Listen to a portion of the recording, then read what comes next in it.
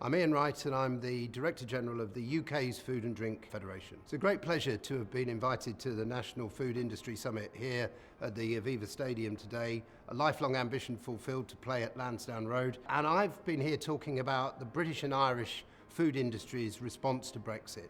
This is the biggest challenge which has faced our industries for more than a dozen generations. It's a massive challenge to the industry. It's a massive concern for the 400,000 people who work in the industry in the UK. But it's also a major impact on Ireland because of the integration of the two countries and their food industries. They're really one industry. They supply, they buy, they sell, they distribute. They work together. They've done so for generations. The government's first duty is to feed its people. People forget that.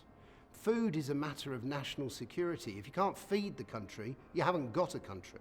And we're the voice of the industry trying to say that, trying to make sure that the government has practical solutions to the issues of workforce, of regulation, and of border and customs controls that Brexit throws up. If we can resolve those issues in the island of Ireland, we have a chance of solving 80% of the problems of Brexit more generally.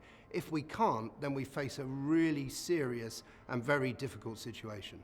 The best outcome we could get to would be something that was highly practical, that worked effectively and looked a lot like what we have now, but accepts that the UK will be out of the single market, out of the customs union, and that the characteristic of the relationship between the EU and the UK will be different.